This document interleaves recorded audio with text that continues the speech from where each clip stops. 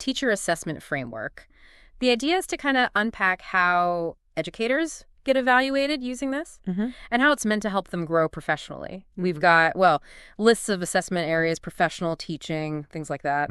Specific bits inside those, like lesson planning, attendance.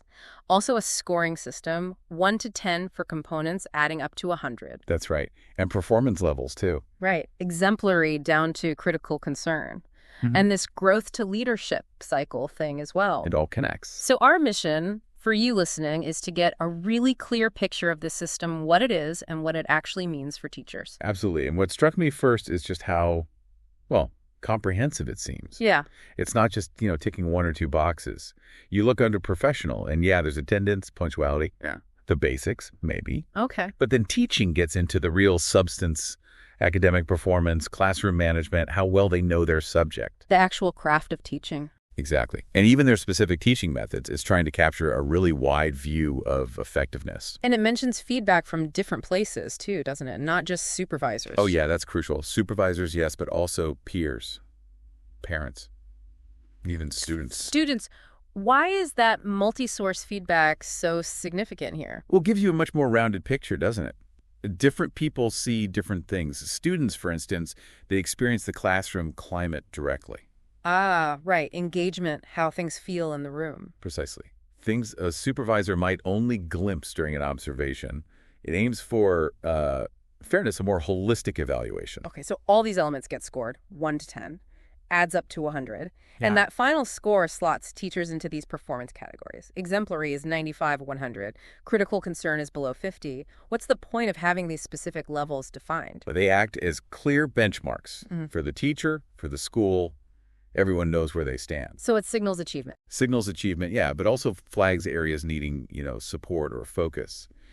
Those thresholds, especially at the top and bottom ends, they carry weight. They mean something specific. Speaking of weight, some components are weighted 1 and others 2. How does that work? That just means some things count more toward the final score. It reflects priorities. So not all elements are created equal in the calculation. Exactly. A component with weight 2, maybe something like student academic progress, for example, will have double the impact of a weight 1 component. Okay.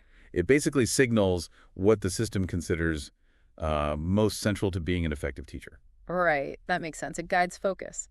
Now, what about this growth to leadership cycle, the GLC? How does tenure, like years of experience, fit in? The GLC seems to map out how performance level kind of aligns with where a teacher is in their career. So, for example, it suggests that teachers with, say, more than 4 years tenure, they're often expected to be performing up in the exemplary or highly effective zones. So there's an expectation of growth over time. Yeah, it implies a developmental path. As you gain experience, the expectation for performance increases. It's not static. And it links to career paths, too, mentioning teaching, professional, and feedback aspects again. It does. It looks like it's trying to connect the dots between evaluation, ongoing development, and maybe identifying potential leaders or specialists down the line. So it's not just a one-off judgment. Not at all. Yeah. The idea seems to be supporting that whole journey, using the evaluation as a tool for growth. Okay, so wrapping it up a bit.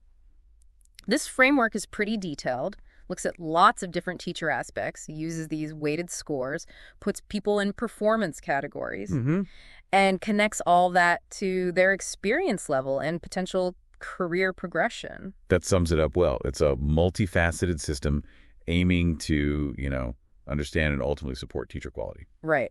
So, thanks for digging into this framework with us today. My pleasure.